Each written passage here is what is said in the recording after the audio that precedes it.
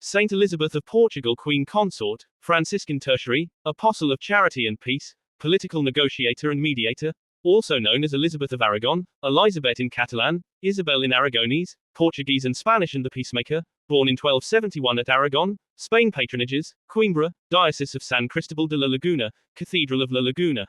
Elizabeth means promise of God.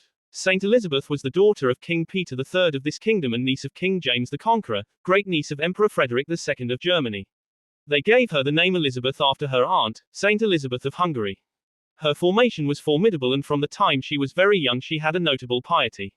She was taught that, in order to be truly good, she ought to include mortification of her likes and whims along with her prayer.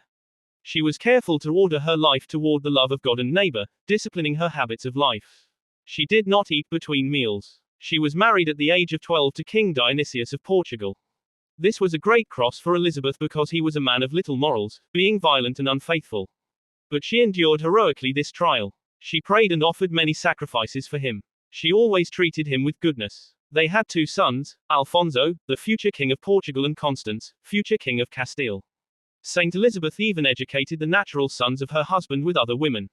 The king, for his part, admired her and permitted her to live an authentic Christian life, to a certain degree.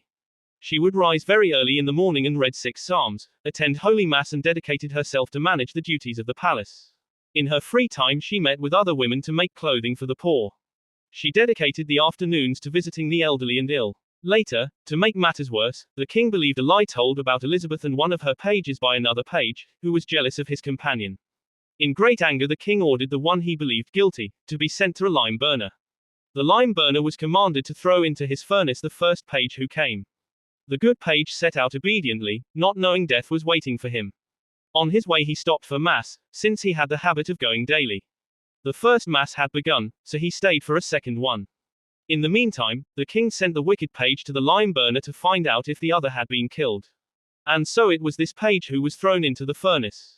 When the king learned what had happened, he realized that God had saved the good page, punished the liar, and proven Queen Elizabeth to be innocent. She made possible the construction of hostels, a hospital for the poor, a free school, a home for women repenting from a sinful life, and a hospice for abandoned children. She also constructed convents and did other good works for the people. She would lend her beautiful dresses and even one of her crowns for the weddings of poor young women. Saint Elizabeth would frequently distribute coins from the royal treasury to the poor so that they could buy the daily bread.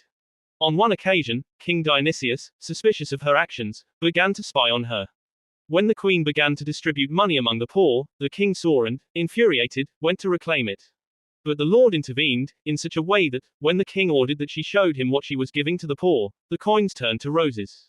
The son of Elizabeth, Alfonso, had a violent character like his father. He was filled with anger at the preference his father showed to his natural children. On 2 occasions he promoted a civil war against his father. Elizabeth strived for reconciliation between father and son. On one occasion she went on pilgrimage to Santarem, a Eucharistic miracle, and, dressed as a penitent, implored the Lord for peace. Then she went to present herself on the field of battle, and, when the armies of her spouse and son were about to engage in battle, the queen kneeled between them and, on her knees, asked her husband and son to be reconciled.